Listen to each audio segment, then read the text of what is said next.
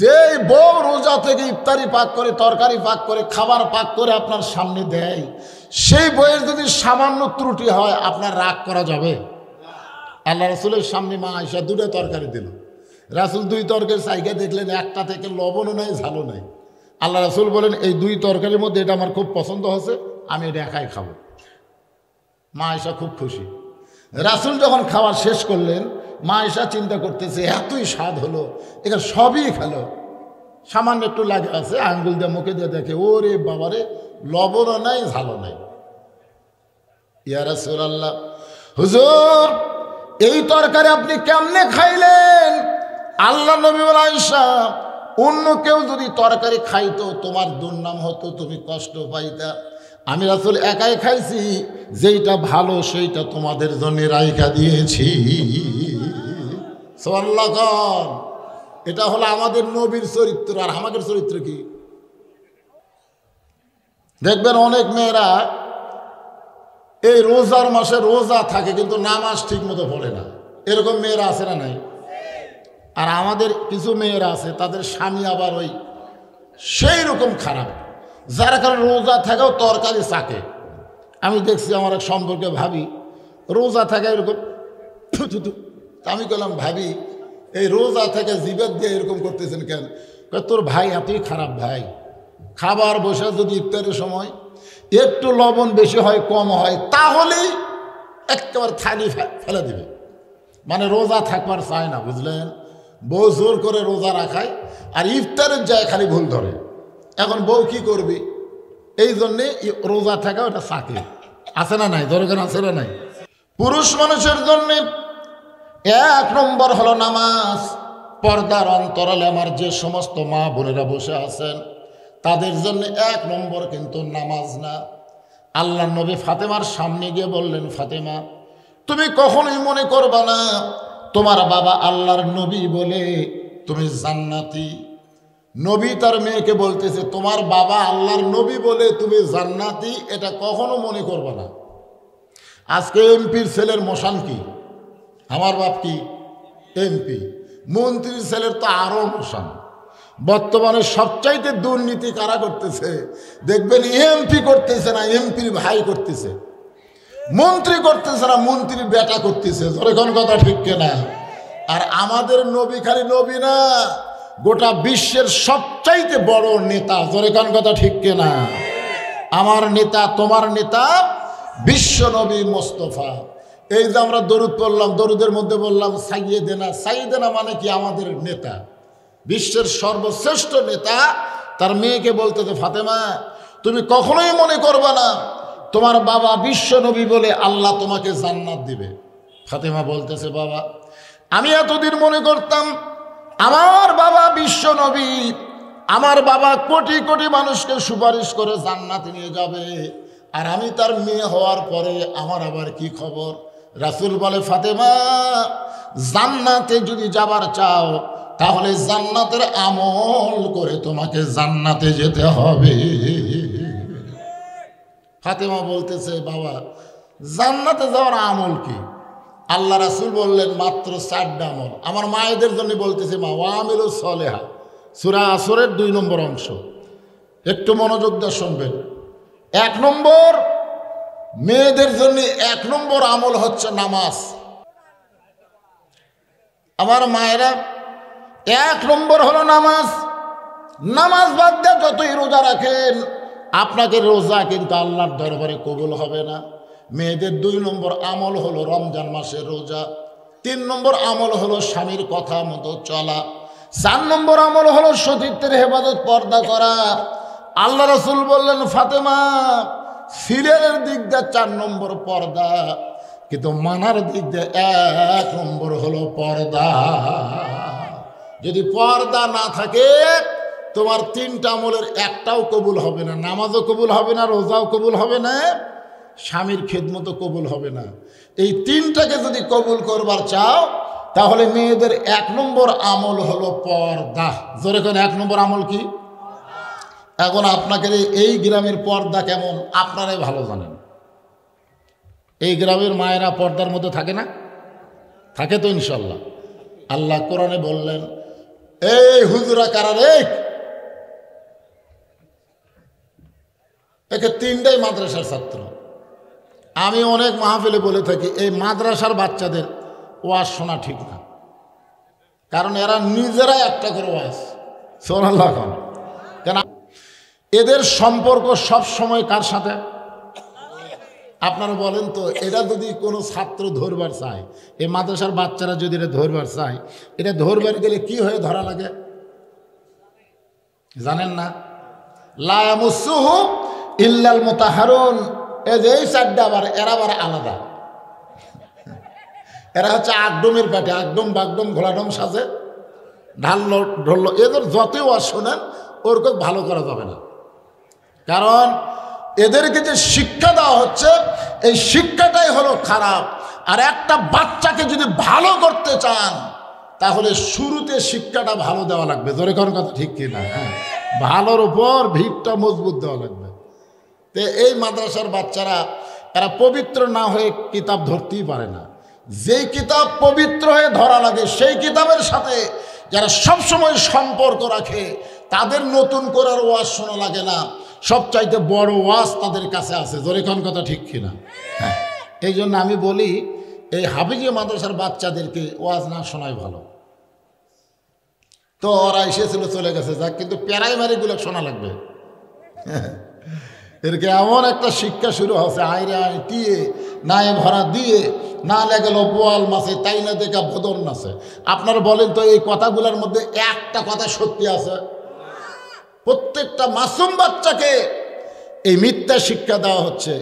এই জন্য যারা কষ্ট করে রোজা রাখবে আল্লাহ তাদের জন্য দুইটা পুরস্কার দিবে। ধরে কোন কয়টা পুরস্কার? এক নম্বর পুরস্কার হলো ইফতারের সময় বাংলাদেশে বহু ইফতার পার্টি হয়, আবার ইফতার মাহফিল হয়। একটা হলো ইফতার পার্টি, আওয়ামী লীগ করে, বিএনপি করে, জাতীয় পার্টি করে, সব দল থেকে একটা করে ইফতার পার্টি করে। ধরে কোন করে কি করে না? আমরা দেখছি ইফতার পার্টির মধ্যে হিন্দুকেও দাওয়াত দেয়, ইফতার মাহফিলে কিন্তু দেয় না, ইফতার পার্টির দেয়। ইফতার পার্টিতে বারাক হোসেন ওবামা পর্যন্ত দাওয়াত পায়। এটা হলো ইফতার পার্টি। ইফতার পার্টি মানে 15 প্রকার আইটেম হবে, একজন রোজা নাই। জোরে কোন কি নাই? একজনের রোজা নাই। আমি এক ইফতার পার্টিতে গেছি, ওরা খালি বারবার ঘড়ি দেখতেছে আর বলে হুজুর আজকের দিন যা সেই রকম। আমি চিন্তা করলাম ইফতার সামনে নিয়ে এইরকম কথা তো কোনো রোজাদার কর পারে না। আমি আস্তে করে ওকে ডাকলাম, ও যখন কাছে আসলো আমি আর কানে কানে কইলাম তুমি তো রোজা নাই। হুজুর আপনি কেমনে জানলেন? আমি পাগল, রোজাদারের জন্য দুইটা সুখবর। একটা হলো ইফতারের সময়, ইফতার যখন সামনে আসে প্রত্যেকটা রোজাদারের কলিজায় জান্নাতে একটা শান্তি আসে। ধরে কোন কথা ঠিক কিনা? মুখের সামনে জগ ভরা পানি, গিলাস ভরা শরবত। গরিব মানুষ হলেও তো মুড়ি মাখা আছে রে। রোজার মধ্যে কিন্তু সব চাইতে বুন্দা দিয়া বুট দিয়া মুড়ি মাখা এক নম্বর। জোরে কোন কথা ঠিক কিনা? যত আইটেমের ইফতার দেখ আমার সামনে মুড়ি মাখা দেওয়াই লাগবে। এখন মুড়ি মাখা থুইয়া বারবার ঘড়ি দেখতেছে। ফেরেশতা বলে মাবুদ তোমারে কোনোদিন দেখে নাই, কোনোদিন তোমার বান্দা তোমারে দেখলো না, তোমার জান্নাত দেখলো না, এরপরেও বারবার ঘড়ি দেখে, কলিজা তৃষ্ণায় ছটফট করতেছে, মুখের সামনে খাবার আছে। আল্লাহ বলে ফেরেশতা সাক্ষী থাক, ইফতার সামনে নিয়ে বারবার ঘড়ি দেখে সময় না হওয়া পর্যন্ত যারা রোজা ভাঙ্গে না আমি আল্লাহ তাদেরকে জান্নাত নামক রায়হান নামক একটা দরজা দিয়া আমি আল্লাহ তাদেরকে জান্নাতে ঢুকাবো। সালামুন আলাইকুম তিবতুম ফাদখুলুহা খালিদিন। রোজাদারকে আল্লাহ তাআলা জান্নাতের দরজায় নিয়ে যাবে। ফেরেশতারা বলবে রে রোজাদার আল্লাহর পক্ষ থেকে তোমাদের সালাম, তোমরা জান্নাতের মধ্যে ঢুকে যাও। রোজাদাররা বলবে আল্লাহ কোথায় থেকে সালাম দেয়? আল্লাহর সালাম সরাসরি আমরা নিবার চাই। জোরে খান সুবহানাল্লাহ। সরাসরি আল্লাহ সালাম দেওয়া লাগবে, কারণ আল্লাহ বলেছেন রোজা আমার জন্যে, আসামলি রোজা আমি আল্লাহর জন্যে, ওয়ানা ওজজাবিহি আমি আল্লাহ নিজের হাতে পুরস্কার দিব। জান্নাতে আমরা যাব না ততক্ষণ পর্যন্ত যতক্ষণ যার ভয়ে আমরা রোজা ছিলাম সে আল্লাহকে না দেখা। আল্লাহ তাআলা রাসূল বলেছেন, আমরা যেমন চাঁদ সূর্য দেখি, প্রত্যেকটা রোজাদার আল্লাহকে চাঁদের মতো সূর্যের মতন দেখে প্রাণ খুশি করে তারপরে জান্নাতে যাবে। আল্লাহ সেই রোজা আমাদের রাখার তৌফিক দান করুক। সকলে বলে আল্লাহুম্মা আমিন। আপনারা বলেন তো, আমাদের জাতির পিতা হযরত ইব্রাহিম নাম শুনছেন? ওনাকে যখন চড়কের উপরে বসে রাখছে, নিচে নমরুদের আগুনের চুলা দাউ দাউ করে জ্বলতেছে, এমন সময় তার বাবা আজও রশি ধরে টানতেছে। আল্লাহ ফেরেশতা জিবরাইলকে পাঠালেন। ফেরেশতা জিবরাইল এসে দেখতেছে হযরত ইব্রাহিম কাঁদতেছে। জিবরাইল বলে, ও আল্লাহর নবী ইব্রাহিম, নিচে নমরুদের আগুনের চুলার আগুন দেখে কি আপনি এমন করে কাঁদতেছেন? ইব্রাহিম বলে, জিবরাইল, নিচের দিকে তাকানোর কোনো সময় নাই। আমার কান্দার কারণ হলো আমার জন্ম দেওয়া পিতা আমাকে আগুনে ফেলে দেওয়ার জন্য রশি ধরে টানতেছে। আমি নিচের আগুনের দিকে তাকাইনি, আমি তাকাই আছি ওর বাপের দিকে। এটা কেমন বাপ যে ছেলেকে আগুনের মধ্যে ফেলে দেওয়ার জন্য রশি টানতেছে? আপনারা বলেন তো, এই বাপ ভালো না খারাপ? কথা কয় না। ছেলে কি টানতে, চড়ক টানতেছে, ছেলে যেন আগুনের মধ্যে পড়ে যায়। আপনারা বলেন তো, যেই বাবা ইব্রাহিম নবীকে নমরুদের চুলার মধ্যে ফেলে দেওয়ার জন্য রশি টানে, ওই বাবা বেশি খারাপ না যেই বাবা সন্তানকে জাহান্নামের আগুনে ফেলে দেওয়ার জন্য রশি টানতেছে ওই বাবা খারাপ? কোনটা খারাপ? বর্তমানে যারা সন্তানকে প্রাইমারি ভর্তি করে দিচ্ছে, এরা হল নিজে ইচ্ছা করেই তার সন্তানকে জাহান্নামের মধ্যে ফেলে দেওয়ার পানি তারা করতেছে। জোরে কোন কথা, ঠিক কি কথা কন না কে? আপনার কি হুঁশ নাই? হ্যাঁ, যখন করোনা শুরু হয়েছিল তখন সব হাফেজি মাদ্রাসা খোলা, সব প্রাইমারি বন্ধ। আপনার তো তখনই একটা বুদ্ধি নেওয়া দরকার যে করোনার সময় হাফেজি মাদ্রাসা খোলা, প্রাইমারি বন্ধ কেন? হাসানুল হক ইনু প্রধানমন্ত্রীকে বলল যে প্রাইমারির বাচ্চারাও ছোট, হাফেজি মাদ্রাসার বাচ্চারাও ছোট, তো করোনা যদি ধরে সবাইকে ধরবে, তা আপনি প্রাইমারি বন্ধ করে দিলেন, হাফেজি মাদ্রাসা খোলার অনুমতি দিলেন কেন? প্রধানমন্ত্রী তখন বলল, ইনু সাহেব, প্রাইমারি হলো নাপাক আর হাফেজি মাদ্রাসা হলো পাক। জোরে খান সুবহানাল্লাহ।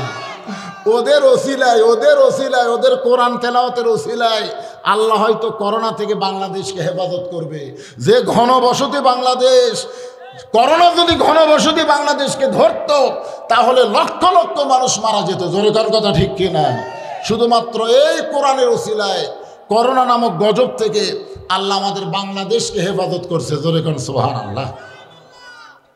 একটু মনোযোগ দিয়ে শুনবেন।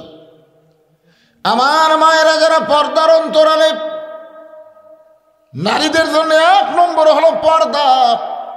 নারীরা যদি পর্দার মধ্যে থাকে, ওই পর্দানিশী মায়ের পেট থেকে যেই সন্তান হবে, সেই সন্তান আল্লাহর ওলি হবে। একটা পর্দানিশী মেয়ে, তার নাম হলো উম্মুল খয়ের ফাতেমা। উম্মুল খয়ের ফাতেমা, তার একটা ছেলের নাম হলো আব্দুল কাদের। জোরে বলেন, ছেলের নাম কি? আব্দুল কাদের। 4 বছর বয়সে মাদ্রাসায় ভর্তি করে দিয়েছে। দেখেন পর্দানিশী মায়ের পেট থেকে কীরকম সন্তান জন্ম নেয়। এই জন্য একজন নেপোলিয়ন বলেছে, তোমরা যদি ভালো একটা সন্তান চাও, ভালো একটা মায়ের দরকার। ভালো একটা কিসের দরকার? ভালো একটা মায়ের দরকার। আর আমরা যদি ভালো মা চাই, পর্দা ছাড়া ভালো মা পাওয়ার কোনো উপায় নাই। দেখবেন পর্দানিশী নারীরা কোনোদিন সিজার করে না, সিজার করবে না, কারণ তারা এত শরম করে, না ডাক্তারের মধ্যে যদি মহিলা ডাক্তার না হয়, মরদ ডাক্তার, আমার পেট কাটে, মরে যাবো, কিন্তু আমি সিজার করবো না, আমার নর্মালি বাচ্চা হোক। আর যারা বেপর্দা, ওরে বাবা রে, মরবো না রে, পেট কাটে বাচ্চা বের করে। আপনারা বলেন তো, নর্মালি বাচ্চা আর সিজার করা বাচ্চা, এই দুটোর মধ্যে তফাৎ কি? নর্মালে বাচ্চা হলো বাচ্চার একেবারে সময় শেষ করে বাচ্চা মায়ের পেট থেকে বের হয়, এটা হলো নর্মালে। আর সিজার করা হলো বাচ্চার এখনো বার হওয়ার সময় হয়নি, এমন সময় পেট কাটে। ডাক্তার টাকা খাওয়ার লোভে বলতেছে পানি ফুরে গেছে, পেটের মধ্যে পানি নেই, বেকা তেড়া হয়ে আছে। এখন কি করবি? পেট কাটে বার করে দেখে, পেট কাটে দেখে তোর ঘুমই ভাঙেনি।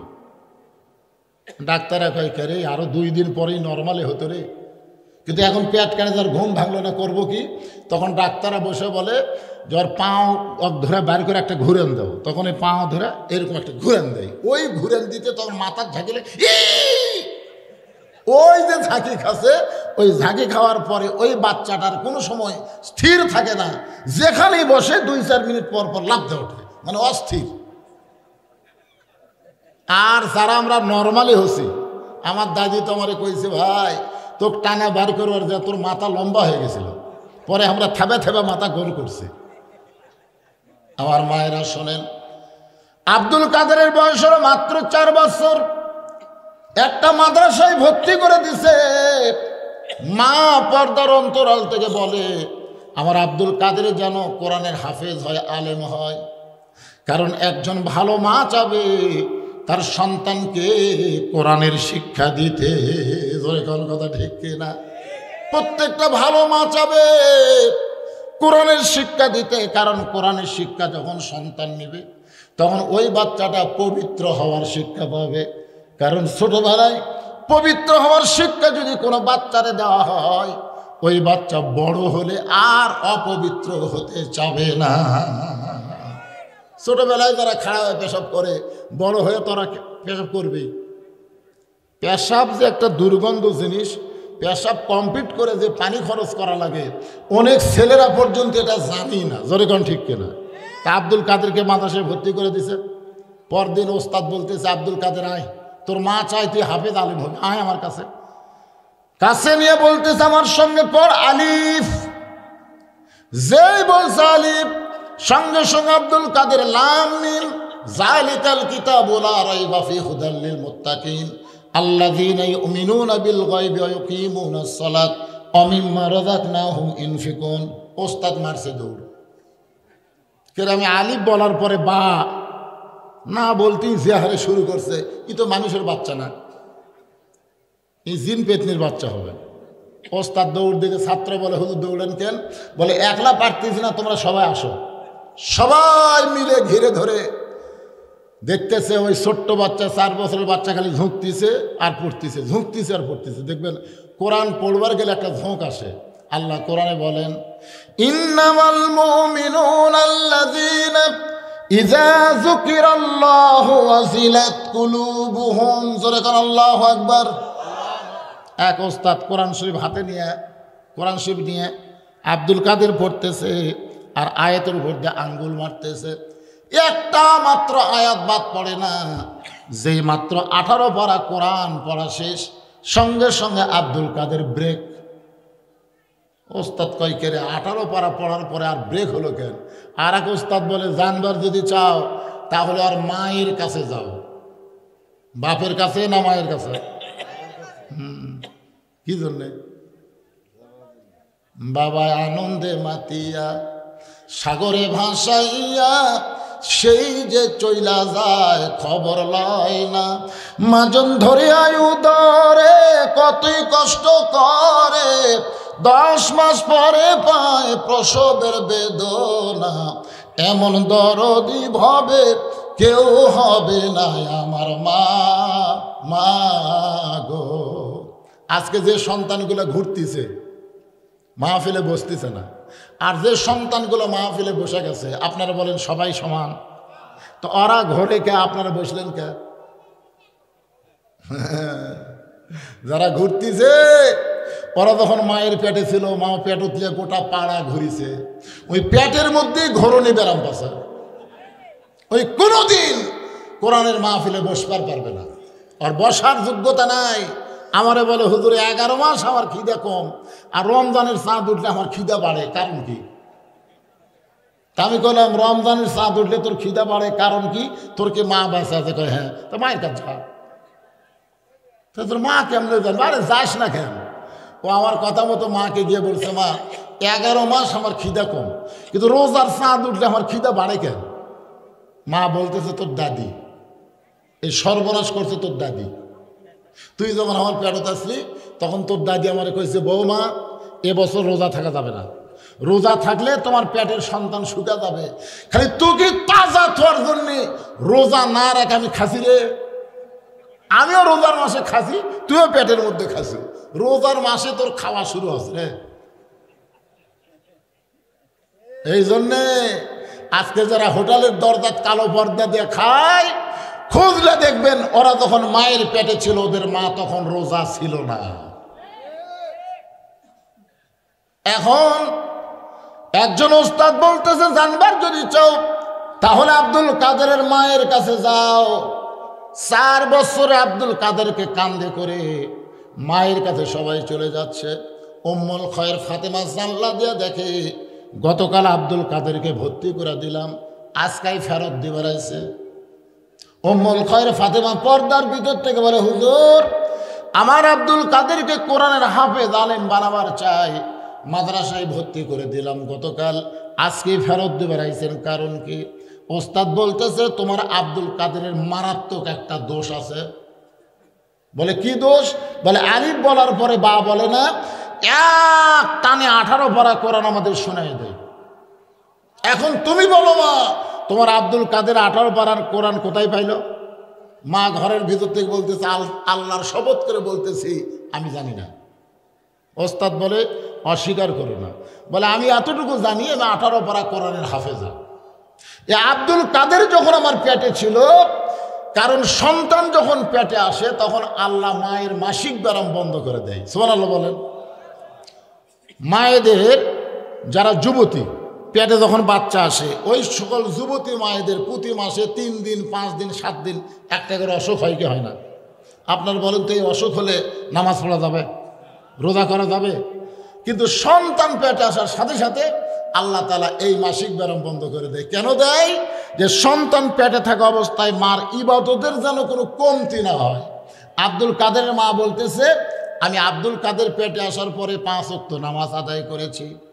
আব্দুল কাদের পেটে থাকার সময় আমার ইবাদতের কোনো কমতি হয় নাই, সব সময় কোরআন তেলাওয়াত করেছি। আব্দুল কাদের যখন দুনিয়াতে ভূমিষ্ঠ হলো, আমার সন্তান কান্দে, আমি বাবা তো কয়া কান্না থামাইনি, আমি আল্লাহর কোরআন তেলাওয়াত করে করে আব্দুল কাদেরের কান্না থামাইছি। আব্দুল কাদের যখন আমার স্তনের দুগ্ধ পান করত, আমি কোরআন তেলাওয়াত করতাম।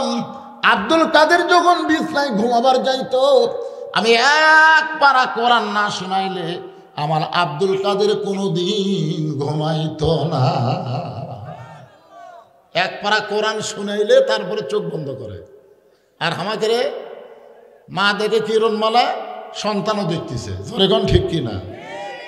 অনেক মায়েরা সন্তানকে কোলত নিয়ে স্টার জলসা জি বাংলা দেখে।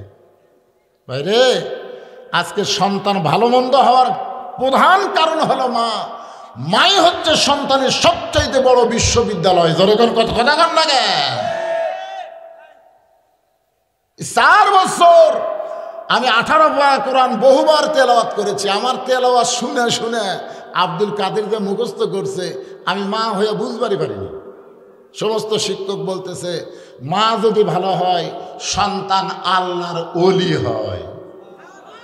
তাহলে আমাদের মা যারা পর্দার অন্তরালে, এরা যদি ভালো না হয় আমরা কোনোদিন ভালো সন্তান আশা করতে পারবো না। আমাদের ভবিষ্যৎ সন্তানগুলো সব মসজিদমুখী হোক, এটাকে আমরা চাই কি চাই না? আমাকে বলে, হুজুর আমাদের গ্রামের সবাই ধনী, মসজিদের উন্নয়ন করবে মাহফিল। আমি বলবো, মসজিদের উন্নয়ন হলো মসজিদ 2 তলা 3 তলা 4 তলা করা না। মসজিদের উন্নয়ন হলো জাপানি টাইলস দিয়ে মসজিদ সুন্দর করা না। মসজিদের উন্নয়ন হলো এলাকার সমস্ত মুসলমান পুরুষ মানুষকে মসজিদে 5 ওয়াক্ত নামাজ জামাতে আদায় করা। এই নামাজ পড়িস? আমাকে রে সুবহানাল্লাহ কাম সারছে। আপনাকে গ্রামের মসজিদের খবর কি? মুয়াজ্জিন থাকলে ভালো বোঝা যেত। আছে মুয়াজ্জিন? কোথায়? কোনটা?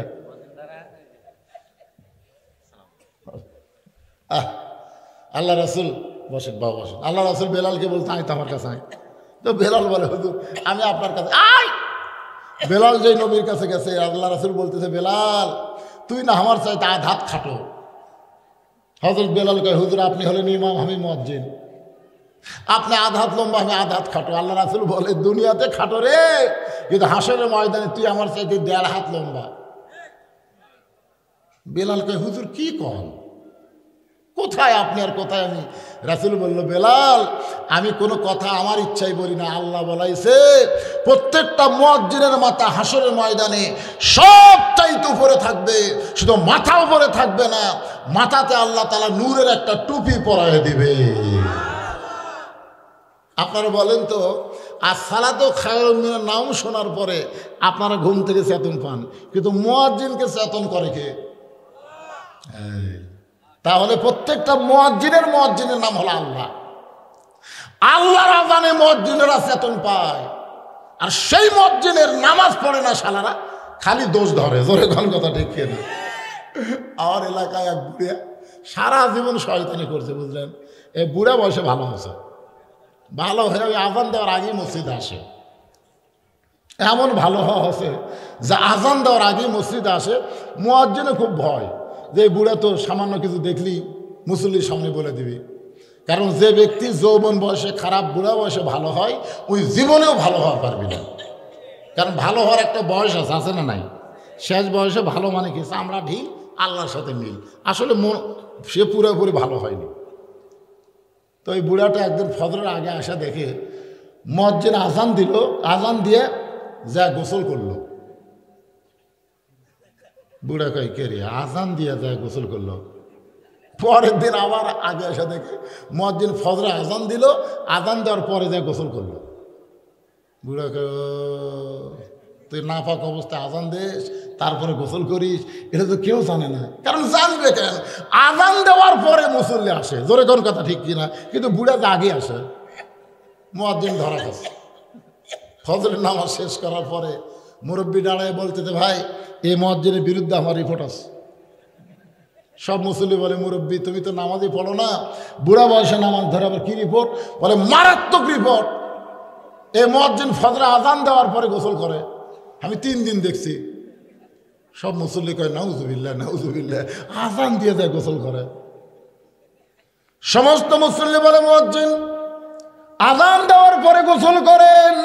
মুয়াজ্জিন কান্দার বলে আমি আপনাদের সামনে বলবার চাইছিলাম না, কিন্তু এই শয়তানের কারণে বলা লাগবে। মুয়াজ্জিন বলতেছে আমি আপনাদের সামনে বলবার চাইছিলাম না, কিন্তু এই বুড়া শয়তানের কারণে বলা লাগবে। সবাই কয় বুড়া শয়তান মানে? বুড়াই তো দেখছে। কয় না, আপনারা জানেন না, আমাকে মাসে বেতন দেন 3,500। 3,500 টাকা দিয়ে আমার 1 সপ্তাহ যায়, তাহলে বাকি 3 সপ্তাহ কি দিয়ে চলবে? কম। এই জন্য এশার নামাজ পড়ার পরে আমি গুদাম দেখতেছেন না, পাশে গুদাম, ওই 3 গুদামে আমি কুলির চাকরি করি। এশা থেকে ফজরের আজানের আগ পর্যন্ত আমি বস্তা ভরাই, সেই বস্তাগুলা ওই গুদামের মধ্যে লোড করি। এইগুলা লোড করবার যে আমার শরীরে ওই বস্তার ময়লা ভরে গাও ঘামে যায়, ওই ঘামা গায়ে এই শালা বুড়ার জন্য ভয়ে আজান দেয় যে সামান্য সময় কম বেশি হলে তুই রিপোর্ট করবি। এই জন্য আর ভয়ে আজান দিয়ে, আজান দেওয়ার পরে তারপরে আমি যা গোসল করি। সমস্ত মুসল্লি কান্দার বলে রে আই বুড়া রে। আজকে মুয়াজ্জিন বলতে পারবে মসজিদ বড় করার দরকার আছে না নাই? খালি জুমার দিনে মুসল্লি দেখলে হবে না, 5 ওয়াক্ত নামাজে মুসল্লি হওয়া লাগবে। জোরে কোন কথা ঠিক কিনা? কথা কন। হ্যাঁ, দোতলা করতেছে। কি জন্য দোতলা? এত মুসল্লি হুজুর আটে না। তো ফজরের খবর কি? এক কাতারে হয় না। জোহরের খবর কি? সব নওয়াগা গেছে। আসরের খবর কি? হাট বাজার করতেছে। মাগরিবের খবর কি? ফেরত আসছে, এখনো ঢোকেনি। এশার খবর কি? ফজরও তাই এশাও তাই। তো মসজিদের মধ্যে কয় কাতার? 11 কাতার। এখন পর্যন্ত 1 কাতারই মুসল্লি হয় না, তাহলে দোতলা করবা কেন? তখন বলতেছে ওই যে জুমার দিন সবার শেষে আসা আগে যায়, ওই শালাকের জন্যই দোতলা করা লাগতেছে। জুমার দিনে সবার শেষে আসা আগে যায়, এরা কিন্তু মুসল্লি না। এদেরকে আল্লাহ কোরআনে বলেছেন ফাওয়াইলুল লিল মুসাল্লিন।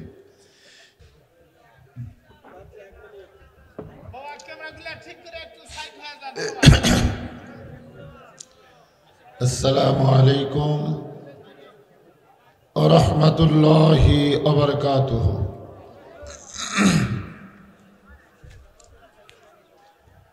আলহামদুলিল্লাহ আলহামদুলিল্লাহি নাহমাদুহু ওয়া নাস্তাঈনুহু ওয়া নাস্তাগফিরুহু ওয়া নু'মিনু বিহি ওয়া নাতাওয়াক্কালু আলাইহি ونعوذ بالله من شرور أنفسنا ومن سيئات أعمالنا من يهدي الله فلا مضل له ومن يضلله فلا هادي له সকলে জবান খুলে বলেন আশহাদু আল্লা ইলাহা ইল্লাল্লাহু ওয়াহদাহু লা শারীকা লাহু ওয়া আশহাদু আন্না মুহাম্মাদান আবদুহু ওয়া রাসূলুহু الذي أرسل رسوله بالحق بشيرا ونذيرا وداعيا إلى الله بإذنه وسراجا منيرا فقد قال الله تعالى في كلامه المجيد والفرقان الحميد জবান খুলে সকলে পড়েন আউযু বিল্লাহি মিনাশ শাইতানির রাজিম বিসমিল্লাহির রহমানির রহিম ওয়াল আসরি ইন্নাল ইনসানা লাফি খুসর ইল্লাল্লাযীনা আমানু وعملوا الصالحات وتواصوا بالحق وتواصوا بالصبر إن الله وملائكته يصلون على النبي يا أيها الذين آمنوا صلوا عليه وسلموا تسليما اللهم صل على محمد وعلى آل محمد كما صليت على إبراهيم وعلى آل إبراهيم إنك حميد مجيد اللهم بارك على محمد وعلى آل محمد كما باركت على إبراهيم وعلى آل إبراهيم إنك حميد مجيد لا إله إلا الله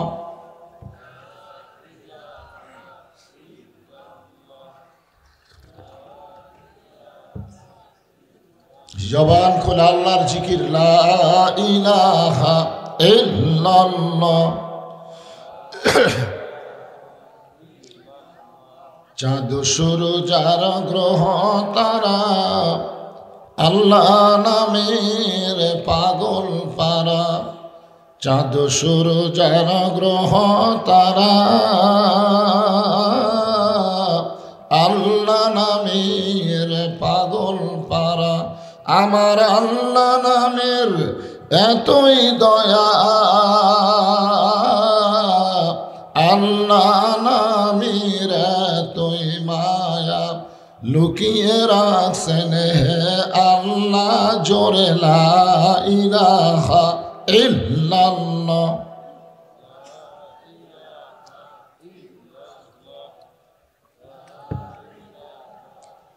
এতগুলো পুরুষ মানুষ একটু জবান খোলে আল্লাহর জিকির করতে শরম আছে?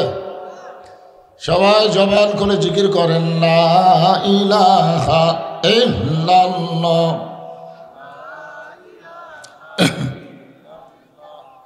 যার দিলে আছে আমার আল্লাহর ভয়, কার ভয়? যার মনে আছে আল্লাহর ভয়, আল্লাহ আল্লাহ সব সময়। আহার নিদ্রা ভালো লাগে না, এই দুনিয়া ভালো লাগে না, ভালো লাগে শুধু আল্লাহ লা ইলাহা ইল্লাল্লাহ। লা ইলাহা ইল্লাল্লাহু মুহাম্মাদুর রাসূলুল্লাহ।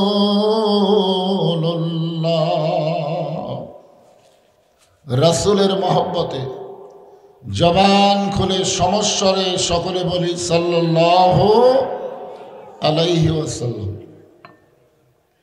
সমস্বরে এই জন্যই বললাম যে আমরা যে জিকির করলাম লা ইলাহা ইল্লাল্লাহ, এই জিকিরের মালিককে। জিকির যদি আপনি মনে মনেও করেন তারপরেও আল্লাহ কিন্তু জানতেও পারবে, শুনতেও পারবে। আল্লাহু আলিমুম বিজাতিস সুদূর।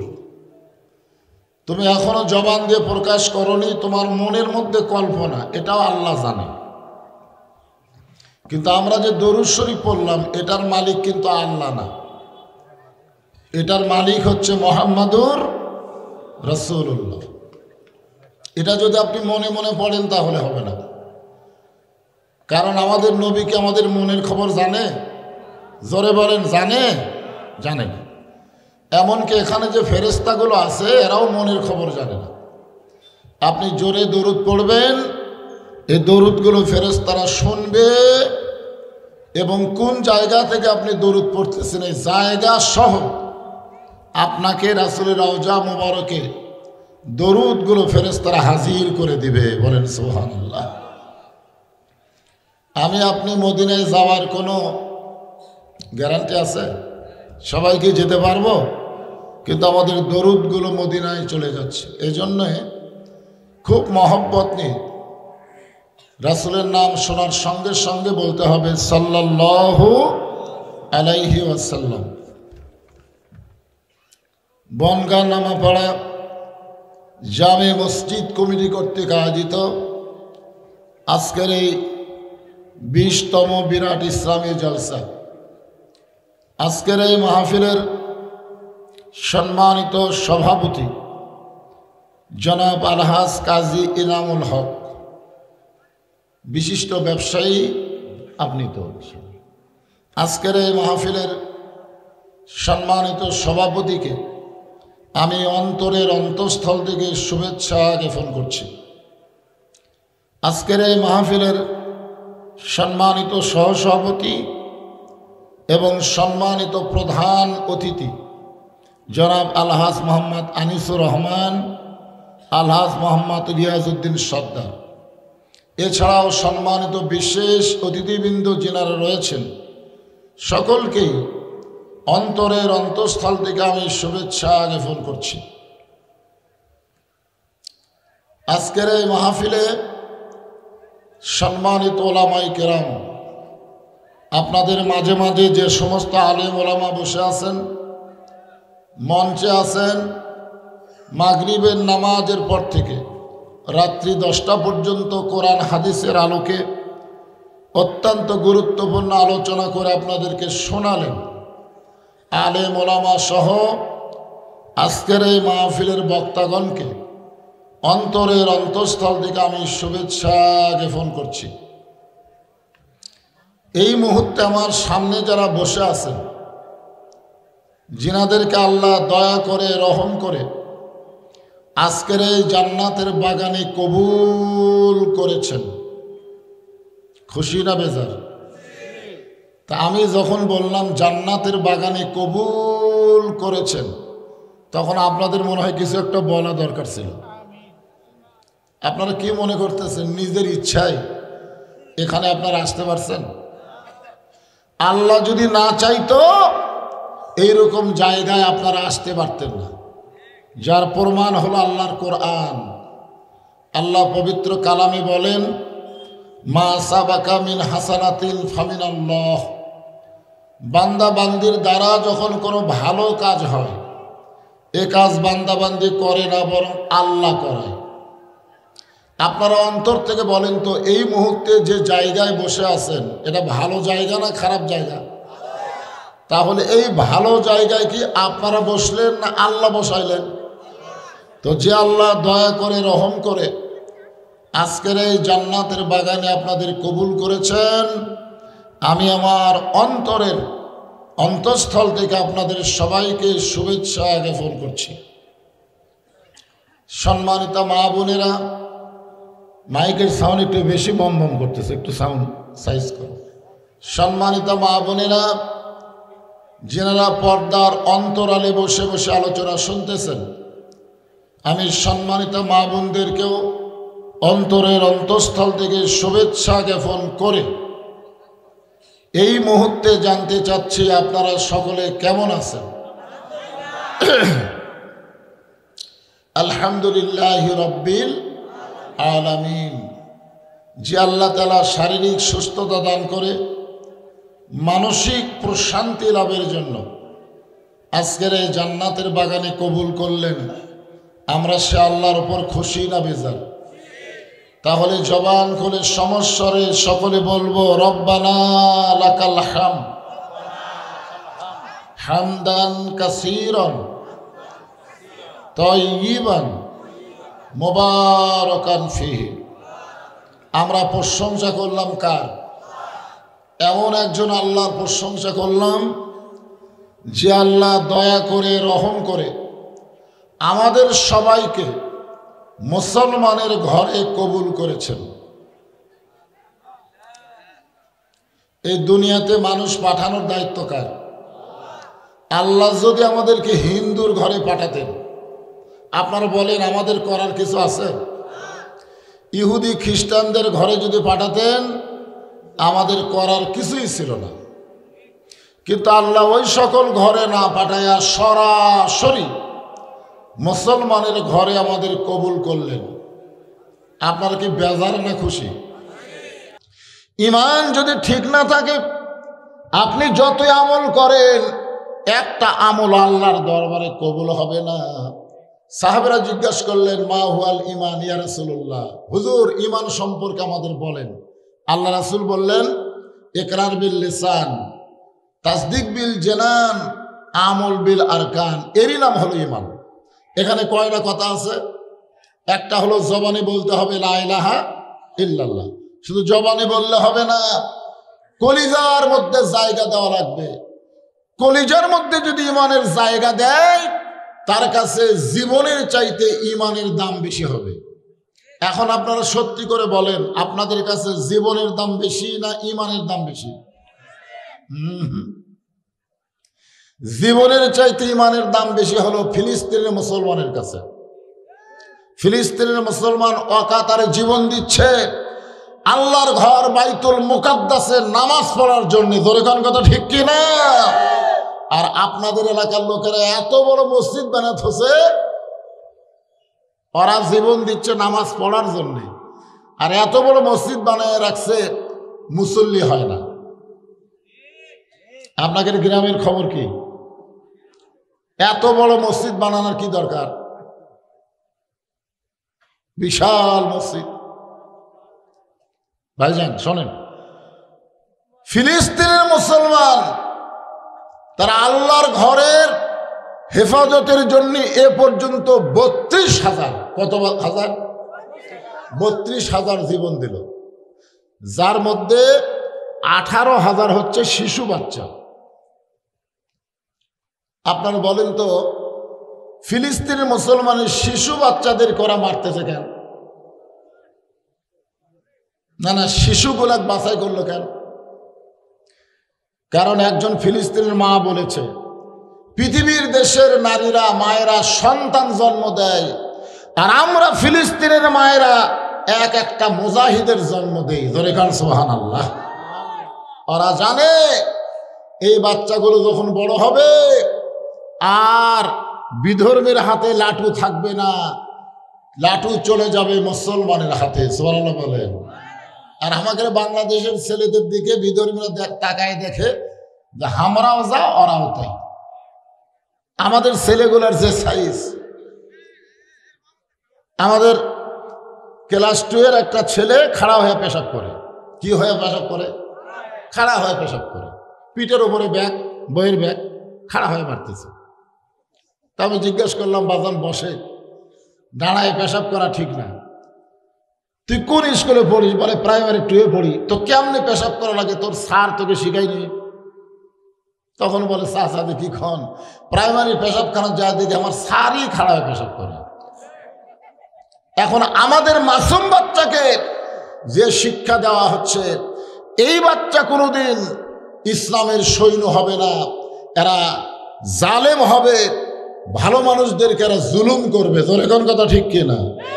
এই জন্য আমেরিকা, রাশিয়া, ব্রিটেন, ফ্রান্স আমাদের দেশের বাচ্চাদের দিকে কোনো খেয়াল নাই, সব খেয়াল পড়েছে ফিলিস্তিনের বাচ্চাদের উপর, যারা কোনো দোষ করেনি। ছোট ছোট বাচ্চা 7 বছর 6 বছর এরকম 18,000 বাচ্চাদেরকে ওরা হত্যা করলো, একটাই মাত্র কারণ, আল্লাহর বাইতুল মুকাদ্দাসকে ওরা হেফাজত করতে চায়।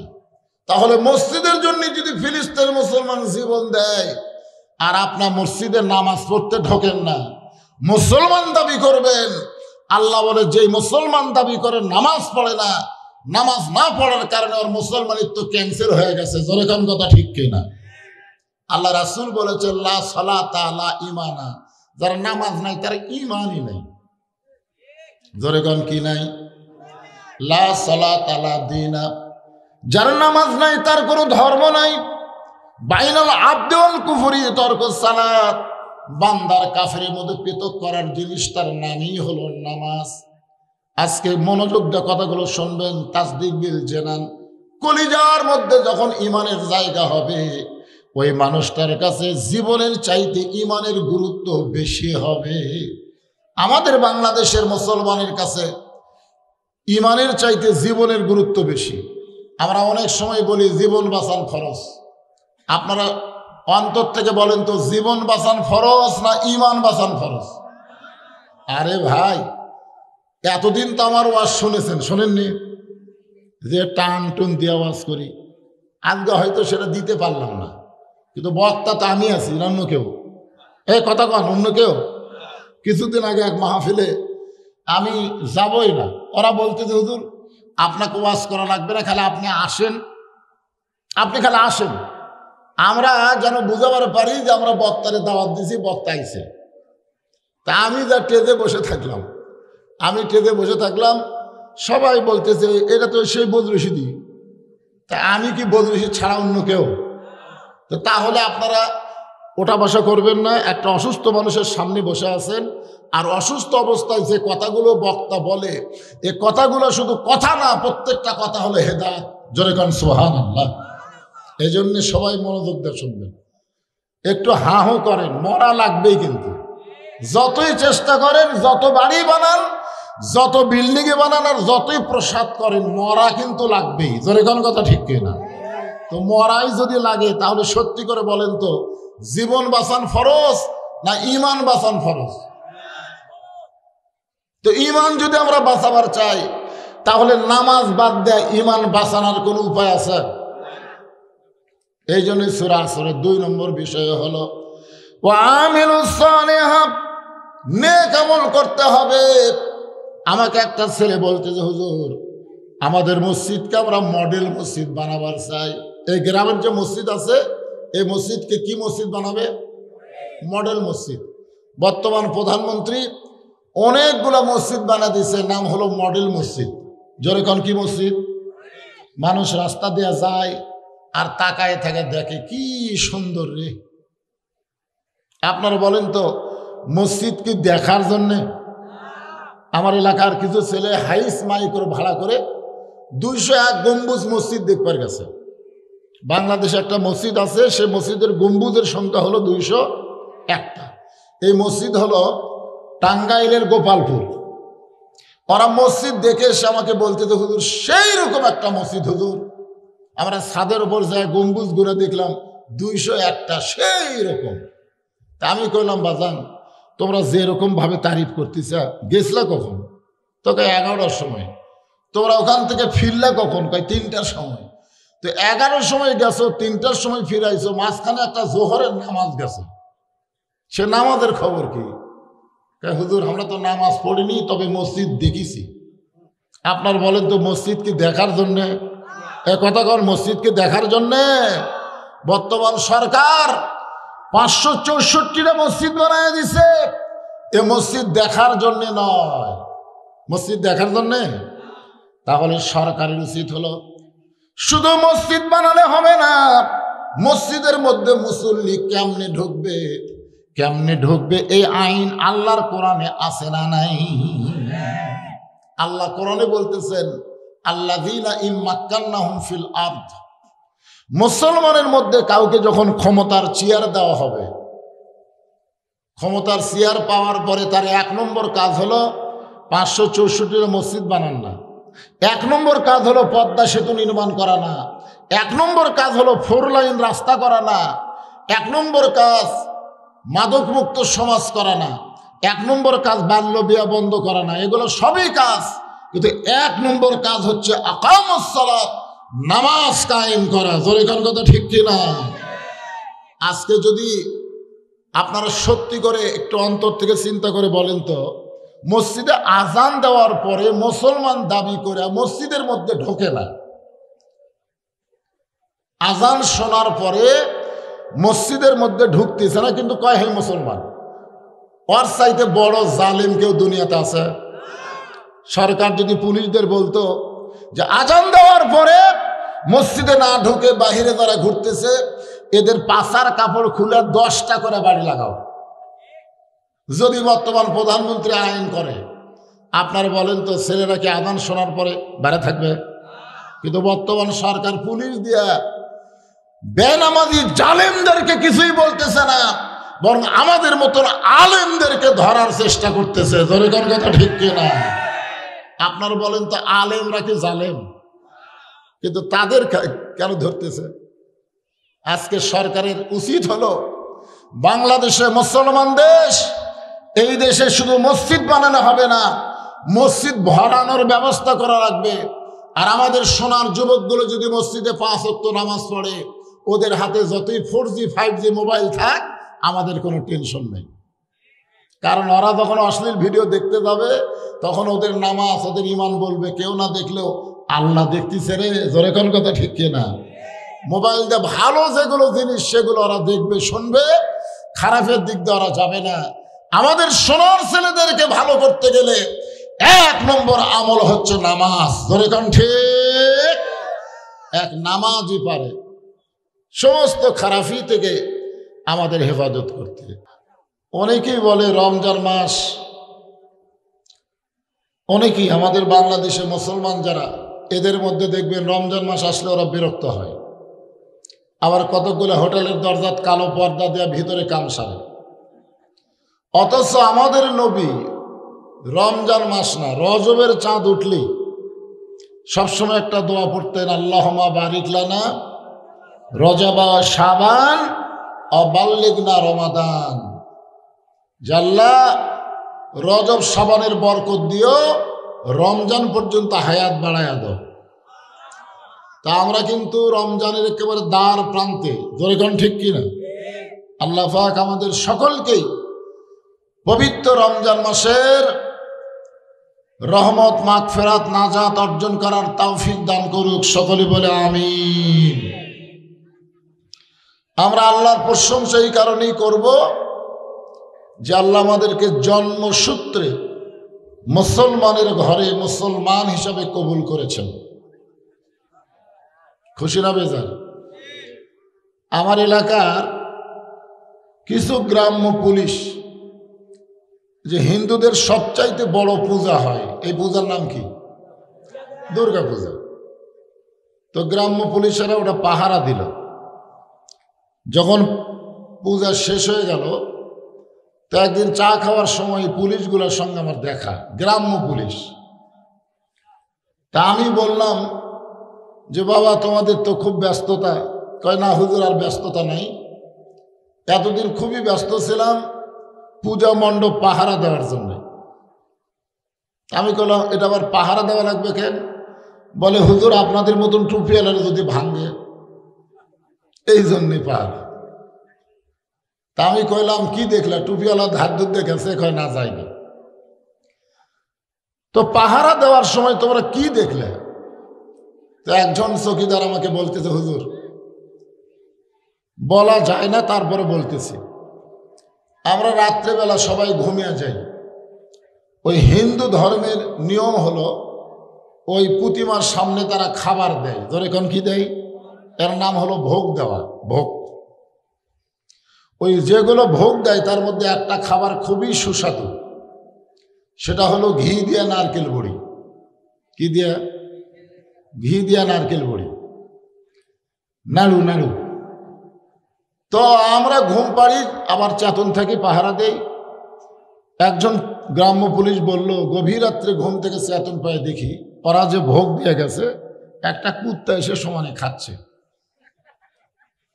যার সামনে ভোগ দিছে তার আবার অনেকগুলো হাত এরকম করে আছে, কিন্তু কুত্তা খেদাবার পারতেছে না। ওই যার অনেকগুলো হাত, তার পাশে একজন আবার এরকম একেবারে তীর নিয়ে দাঁড়ায় আছে। অক দেখেও কুত্তা ভয় করতেছে না, সবগুলা খায় চলে গেল। আবার পরের দিন সকালে দেখি ওরা এসে এরকম নম নম নম নম করে চলে গেল। আমি বললাম শেষ পর্যন্ত কি দেখলা? বলে হুজুর, ওরাই ভাঙলো। দশমের দিনে ওরাই ওটা আবার কি করলো, যাকে এত সম্মান করলো তাকে আবার লাঠি দিয়ে দিয়ে পানির মধ্যে ভেঙে ফেললো। এইটা হলো হিন্দু ধর্ম। আমি কোনো ধর্মের বিরুদ্ধে কথা বলতেছি না, আমি বলবো আমার পক্ষের কথা। জোরে কোন ঠিক কিনা? দেখেন তো আল্লাহ কোরআনে কি বলছেন। আল্লাহ কোরআনে বললেন, অমাইয়াবতাগি গায়রাল ইসলাম দীনান ফালাই ইউকবালা মিনহু। ইসলাম ছাড়া অন্য কোন ধর্ম কেউ যদি গ্রহণ করে, আল্লাহ বলেছেন সেইটা কবুল করা হবে না। আল্লাহর কাছে একমাত্র কবুলযোগ্য ধর্মের নাম কি? এটা কি আমার কথা না আল্লাহর কথা? সেই ধর্মের মধ্যে আল্লাহ আমাদেরকে গ্রহণ করেছেন, কবুল করেছেন। খুশি না বেজার? এই কারণেই জবান খুলে বলি আলহামদুলিল্লাহ। আল্লাহর প্রশংসা করার 2 নম্বর কারণ হলো, ভাগ্যগুণে আল্লাহ আমাদেরকে এমন একটা নবীর উম্মত হিসাবে কবুল করছেন, যেই নবীর উম্মত হওয়ার জন্যে অনেক নবীরা পর্যন্ত আল্লাহর কাছে ফরিয়াদ করছেন। আল্লাহ তাদের ফরিয়াদকে কবুল করে নাই। বিনা দরখাস্তে আল্লাহ সেই নবীর উম্মত হিসাবে আমাদের কবুল করলেন। আল্লাহ রাসূল বলেছেন যে কঠিন হাসরের ময়দানে আল্লাহ যখন আমার উম্মতকে বিচার শুরু করবেন, ওই সময় আমি নবী উকিল হয়ে, ব্যারিস্টার হয়ে, ওকালতি করে, জামিন করে আমার উম্মতকে আমি জান্নাতে পৌঁছায় দেব। এজন্য একটা গানও আছে, আছেন আমার মুক্তার, আছেন আমার ব্যারিস্টার, শেষ বিচারের হাইকোর্টেতে তিনি আমায় করবেন পার, আমি পাপী রাসূল জাবিনদার। খুশি না বেজার? আল্লাহ রাসূল এই কথা বলেছেন, শুনলে এতই আনন্দ লাগে যে তোমরা সারা জীবন পাপ করো, কোনো সমস্যা নেই, মরার সময় ঈমান নিয়ে যদি কবরে আসতে পারো, আমি রাসূল তোমার হাত ধরে জান্নাতে পৌঁছায় দিব। এমন একজন নবীর উম্মত হওয়াতে খুশি না বেজার? আল্লাহর প্রশংসা কম না বেশি?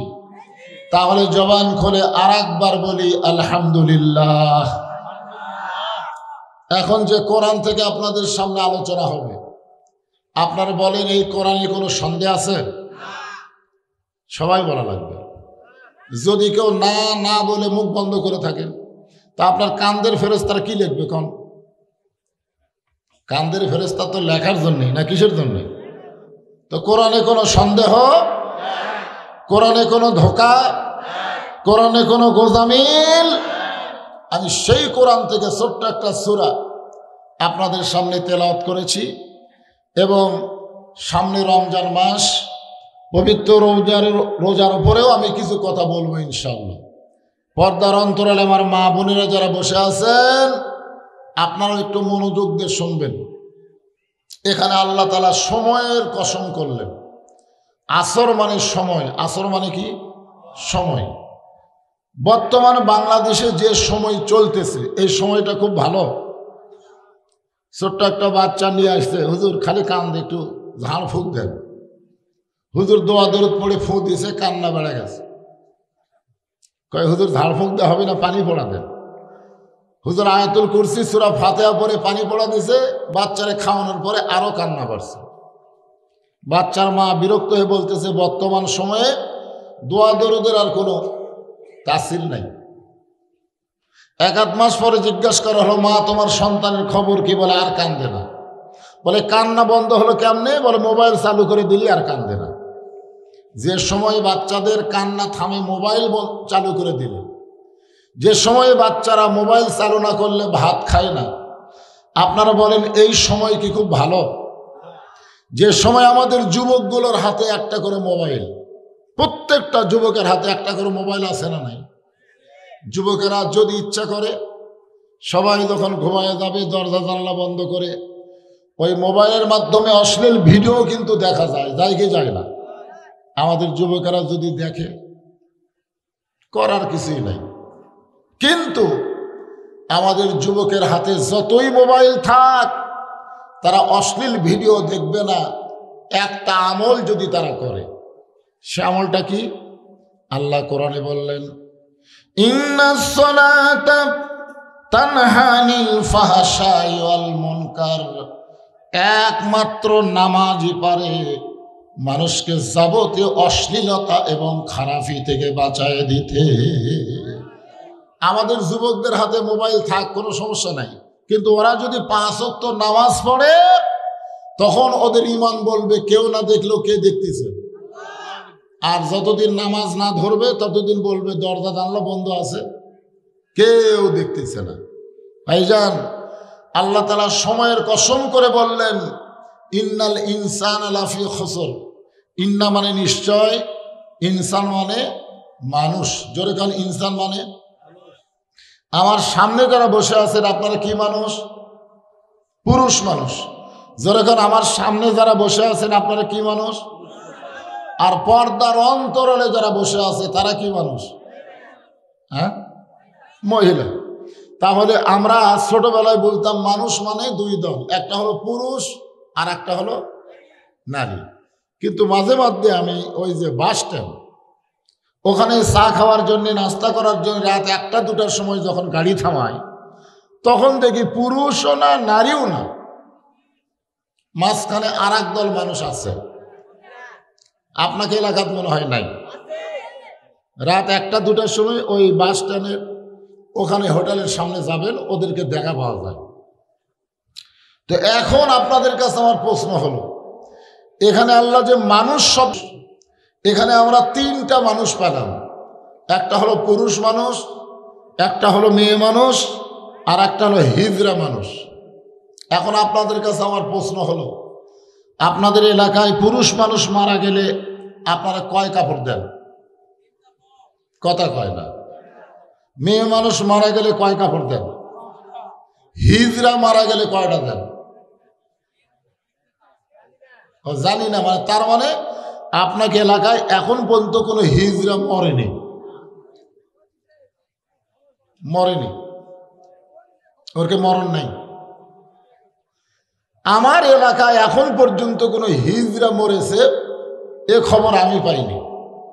এখন আপনাকে নওগাঁর খবর আপনারাই ভালো জানেন। তো যাই হোক, পুরুষ, নারী এবং হিজড়া সমস্ত মানুষকে লক্ষ্য করে আল্লাহ বললেন লাফি খুসর, তারা ক্ষতির ভিতরে। এখন আমার সঙ্গে সবাই বলেন আদর করে মানুষ আল্লাহ বানায়া কেমনে দিবেন ক্ষতির মধ্যে ফেলিয়া। আল্লাহ তাআলা অত্যন্ত আদর করে মহব্বত করে আদমকে তৈরি করে ফেরেশতা দিয়া সেজদা করায়া নিয়ে বুঝাই দিলেন আল ইনসানু আশরাফুল মখলুকাত। আল্লাহর যত সৃষ্টি আছে সমস্ত সৃষ্টির মধ্যে মানুষ হলো সব চাইতে সেরা। ধরে গান সুবহানাল্লাহ। এখন সেই মানুষগুলো ক্ষতির ভিতরে পড়ুক, এটাকে আল্লাহ চায়। এই কারণে আল্লাহ বললেন ইল্লাল্লাযীনা আমানু ওয়া আমিলুস সালিহাতি ওয়া তাওয়াসাউ বিল হক ওয়া তাওয়াসাউ বিস সবর। এখানে 4টা বিষয় আলোচনা আছে। আমি খুবই অসুস্থ ভাইজান, আমি খুবই অসুস্থ, সেটা আমার কণ্ঠস্বর শুনে আপনারা বুঝতে পারতেছেন, ঠিক কিনা বলেন? হ্যাঁ, তা আমি অসুস্থ মানুষ যখন আপনাদের কাছে এসেছি, আপনারা একটু ধৈর্য নিয়ে আমার কথাগুলো শুনবেন। হতে পারে এটাই আমার জীবনের আপনাদের সামনে সরাসরি শেষ ওয়াজ হতে পারে, পারে কি পারে না? আপনারা সুস্থ আছেন, আপনারা হয়তো মরবেন না, মরবেন না। মানুষ যখন অসুস্থ হয় তখন মানুষ মনে করে মৃত্যু আছে পারে, কিন্তু যখন সুস্থ থাকে ওরে বাবা রে। তো যাই হোক, আমি যে কথাগুলো বলতেছি 4টা বিষয়ের মধ্যে 1 নম্বর হলো ঈমান। জোরে করে 1 নম্বর কি? কোথায় বলে? লিল্লাহে তাকবীর। সেরের সাহেব 20,000 দিবার চলে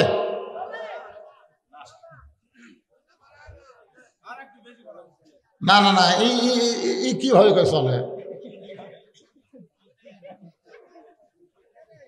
সেরের সাহেব 10,000 বাড়ান, 30 পারা কোরআন 30,000, ঠিক আছে?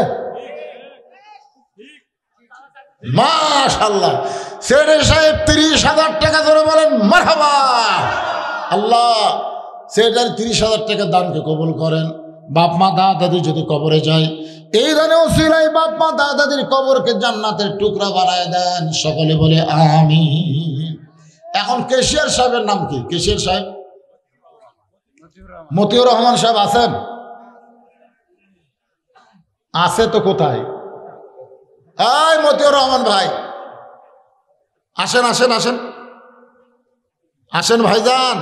আমার মায়েরা বোনেরা পর্দার অন্তরালে বসে আছেন মা, আপনাদের বাপ মা যাদের কবরে গেছে, বাপ মা রুহের মাগফিরাতে আল্লাহর হস্তে দান করবেন, আমি দোয়া করে দিব। এই উঠে যাই কেন? যাবেন কেন? আমি তো শেষ করিনি। সূরা আসরের 4টা বিষয় হবে, হ্যাঁ বললাম তো। হ্যাঁ, মায়েদের কাছে যান, বিশ্বস্ত লোক যাবেন। এখনো হিরোইন খোর গাঁজাখোর বেশি হচ্ছে, অন্য কেউ আদায় করলে অন্য দিক ডাউট হবে। এক জায়গায় বলছি মায়েদের কাছে যান, ওরা মায়েদের কাছে যাইতে মায়ের কাছে আদায় না করে লেগে গেল। কে আদায় করলো রে? মানে অন্য একজন তাল বুঝা মেরে দিছে। তা এখন আপনাকে বিশ্বস্ত লোক যারা এই মাহফিল কমিটির লোক, তারা যেন মায়েদের কাছে যায়। আমাদের বাংলাদেশের যুবকেরা নিশাখোর, গাঁজাখোর, ইয়াবাখোর কম না বেশি? এরা কিন্তু এই অকাম করে, হ্যাঁ, আদায় করিলে চলে যায়। আমার মায়েরা আল্লাহর হস্তে দান করবেন। যাদের বাপ মা কবরে গেছে, বাবা কবরে, মা কবরে, সেই বাপ মার কবরকে জান্নাত বানানোর জন্য আল্লাহর হস্তে আল্লাহর ঘরে দান করবেন। পৃথিবীর মধ্যে সর্বশ্রেষ্ঠ দান হলো আল্লাহর ঘর, মসজিদে দান। আল্লাহ রাসূল বলেছেন, কেউ যদি আল্লাহর ঘর তৈরি করে দেয়, আল্লাহ তাকে জান্নাতে একটা ঘর বানায়া দেয়। সুবহানাল্লাহ বলেন। এখন আপনাদের কাছে আমি জানবার চাচ্ছি, এই গ্রামের নাম কি? বনগাঁ। কারা কারা আছেন হাত তুলেন তো দেখি। বনগাঁ,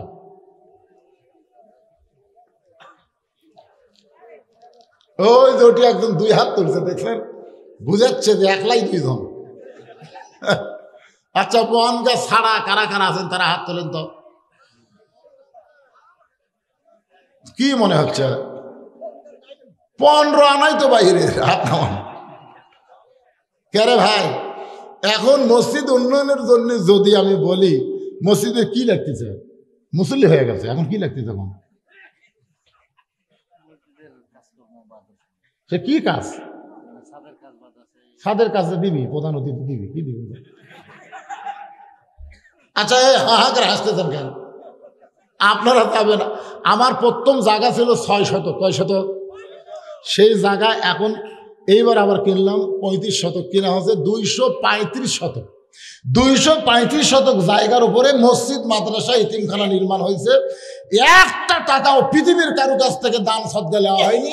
সম্পূর্ণ টাকা হলো এই ওয়াজের টাকা। আপনারা যে ওয়াজের পর আমাকে টাকা দেন, সেই টাকা দিয়ে কোটি কোটি টাকা খরচ করে মসজিদ, মাদ্রাসা নির্মাণ হয়েছে। আমি ইচ্ছা করলে মাদ্রাসা, মসজিদ না বানায় আমি তো বগুড়াতে একটা 7 তলা বিল্ডিং বানাবার পারতাম। কি কোন পারতাম কি পারতাম না? তা আমি একজন আলেম হয়ে এইগুলো, এই যে এত অসুস্থ হওয়ার পেছনে কারণ কি জানেন? বাংলাদেশের মতন সব মিডিয়ার মধ্যে প্রচার করে দিও, আমার মতন এত ওয়াজ কোনো বক্তা করেনি। একদিনে 4 করে ওয়াজ করছি, 4। এই টাকা কামাই করে কি করছি? যারা আমাকে দাওয়াত দেবার যায় তারা দেখে আসে। তাহলে এইরকম একজন প্রধান অতিথি ইচ্ছা করলে নিজের বাড়ি বানাতে 7 তলা, কোনোদিন কারো কাছে 1 বস্তা সিমেন্ট ভিক্ষা করছে? এ ভাই, আমি 7 তলা করবার যা 6 তলা করে আটকা কেন রে ভাই? আমার একটু 10 বস্তা সিমেন্ট লাগবে ভাই। ও ভাই, আল্লাহ কবিকা, তোর বিল্ডিং বানাতে তুই বানাবার পারিস, আর আমার ঘর বানাতে তোর টাকা দিতে অসুবিধা কোন জায়গায়? পাকিস্তানের ক্রিকেটার শহীদ আফ্রিদি 19টা মসজিদ আগে বানাছে। 19টা মসজিদ আগে বানাছে শহীদ আফ্রিদি। নাম শুনছেন? আগে কয়টা মসজিদ বানাছে? 19টা মসজিদ বানাছে। আর সোল বল আর বউ কান্দে যে খালি আল্লাহর ঘর বানালেন, আমাকে ঘর বানাবেন না? শহীদ আফ্রিদি কয়, আগে আমার মনের আশা পুরো হোক। 19টা মসজিদ বানানোর পরে তারপরে ওরকে থাকার ঘর বানাছে। আগে আল্লাহর ঘর, তারপরে বান্দার ঘর। আর আপনারা আগে নিজের ঘর বানান। আল্লাহর ঘরে চাইলে কয়, হুজুর অভাবে আছি, হুজুর অভাবে আছি, হুজুর। 7 তলা বিল্ডিং বানাচ্ছে, ওর কাছে মসজিদের জন্য 2 বস্তা সিমেন্ট আছে, হাত শর্ট, হুজুর। আল্লাহ কয়, মরিয়া দেখ, তোর বিল্ডিং তোর বুকের উপর চাপা মরে। এই উঠতেছেন কে রে? এই ওঠে কে রে? এই সময় ওঠে কে? কিসের সার রাত হবে না? ব্যাপারটা হলো মসজিদের জন্য হাজার হাজার মানুষের কাছে টাকা, 10 টাকা, 20 টাকা, বা টাকা দিল 10, বেশ তো 50, টাকা দিল 20, বেশ তো দিয়ে দিস। এরকম টাকা দিয়ে মসজিদের শর্ট হবে, শর্ট। মসজিদের ছাদ হবে না। ছাদ দিবার গেলে এই পাশে একজন বসে আছে, এটি একজন বসে আছে, আর ওই ভাই একা ভাই আছে, ও চেয়ারম্যান। হ্যাঁ, তা হ্যাঁ ঠিক আছে। এই ভাই আমার আছে চেয়ারম্যান সাহেব, বর্তমান চেয়ারম্যান। এত পরে কোথেকে আসলে? আলহামদুলিল্লাহ। আচ্ছা ঠিক আছে। এই এখন বলেন, এত লোকের কাছে 10 টাকা করে চাই কি না? কোন তো একটা প্রাণ খোলা কথা কন্ত দেন, একটা দেন ভাই রে। এ ওকে ডিক্লেয়ার দেবো না। তাবুকের যুদ্ধে আল্লাহ রাসূল বললেন, আবু বকর কত দিবা? ওমর কত দিবা? আলী বলছে, হুজুর আপনি না কইছেন গোপনে দান সবচেয়ে ভালো দান। আল্লাহ রাসূল বলে, আলী রে, সেই দিন শেষ, আজকে প্রকাশ্যে দান চাওয়া হচ্ছে। কে কত দিবা? গোপনে দান কার জন্যে? কোন সম্ভ্রান্ত ব্যক্তি গরিব হয়ে গেছে, সবার কাছে যাওয়ার পারে না, তাকে আপনি গোপনে দান করবেন। ডান হাতে দান করলে বাম হাত যেন না জানে। মনে করেন আপনার বড় ভাই, আপনারই ভাই, সে গরিব হয়ে গেছে, সে ঋণগ্রস্ত হয়ে গেছে, তাকে আপনি দান করেন, দুনিয়ার কারো কাছে আপনার বলা চলবে না, ওই দান হলো গোপন দান। আর মসজিদের জন্য দান মানে কি, আপনার দান দেওয়া দেখে আরেকজন যদি উৎসাহ পায়, এজন্য প্রকাশ্যে দেওয়া জায়েজ আছে, প্রকাশ্যে দেওয়া জায়েজ আছে। উনি বলতেছে আমি তো প্রকাশ্যে দেই না, তখন আপনারা তো সব বেড়ার লোক আছেন, এই গ্রামের লোকই নাই। এখন ফরহাদ হোসেন আসাদ দিয়ে কি আদায় করছে আল্লাহ ভালো জানে, কি আদায় হবে। তা আপনি একটা কোন, আপনি কি প্রকাশ্যে দেন না? কোন কোন ভাই কত? 10,000 দিয়ে কি হবে রে? গোটা ব্যবসার সভাপতি দুবলহাটের নাকি? হ্যাঁ, তার মানে বিশাল ব্যবসা,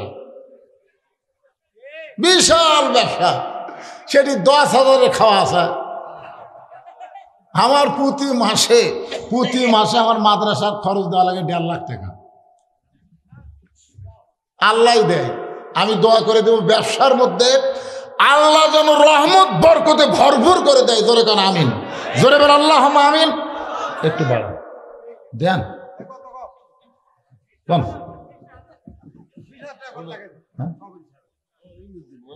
না 20,000 কোন কোন দেখ,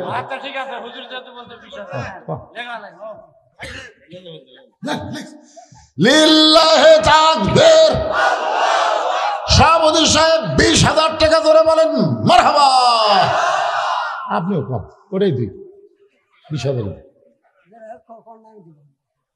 বলেন না, ভাবি রাগ করবি নাকি? আচ্ছা ঠিক আছে, মাশাআল্লাহ বোঝা গেছে, আলহামদুলিল্লাহ। ওটাই লিল্লাহে তাকবীর। এটা হচ্ছে প্রধান অতিথি, আর এইটা হলো সভাপতি, চেয়ারম্যান সাহেব। আপনি কোন 5,000? ও হরিবাসর থেকে শুরু করে সব জায়গায় আসলে বিপদ, মানে এক জায়গায় বেশি দিল, ওরা কবিকা ওটি বেশি দিলেন, তা আমরা কি হলাম? খুবই বিপদ ভাই। গোপনে যা পারে করুক, প্রকাশ্যে 5,000 টাকা। আপনি কোন পদে আছেন? আপনি কত দিবেন?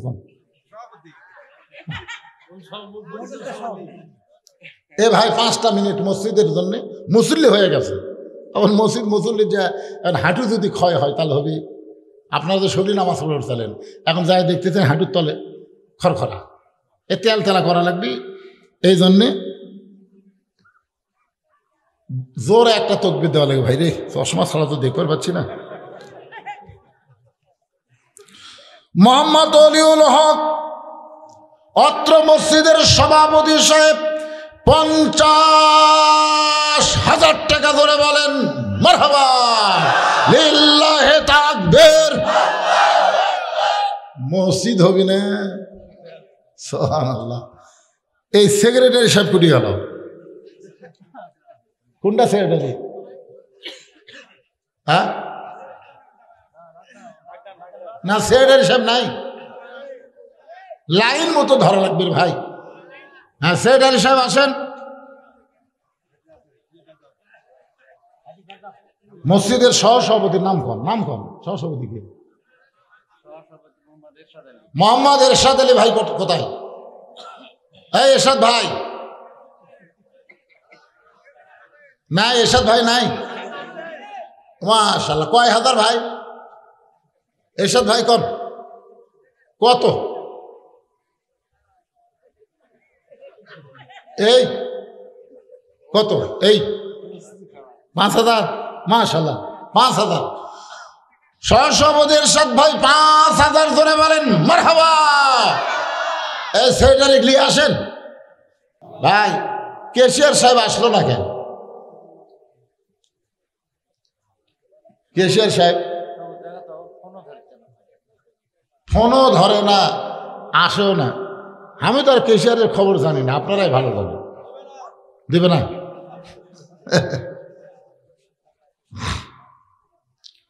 আসলে মসজিদের উন্নয়ন হয়ে গেছে। সবাই রমজান মাস আসতেছে, এমন সময় আজকের মাহফিল, মাশাআল্লাহ। রমজান মাসে অনেক বেনামাজিরাও কিন্তু নামাজে হয় কি হয় না? তা আমরা আজ থেকে স্টার্ট করলাম ফজর। কোন নামাজ? সবাই কিন্তু হাত তুলছেন। ফজর থেকে যদি নামাজ না ধরেন তাহলে কিন্তু আবার লিমা তাকুলু মালা তাফালুন। এখন যারকে শরীর পাক নেই তারাও তো হাত তুলছে। এখন ফজর ধরবার গেলে কি না পাক শরীরে হবে? নামাজ পড়বার গেলে কয়টা জিনিস পাক লাগে?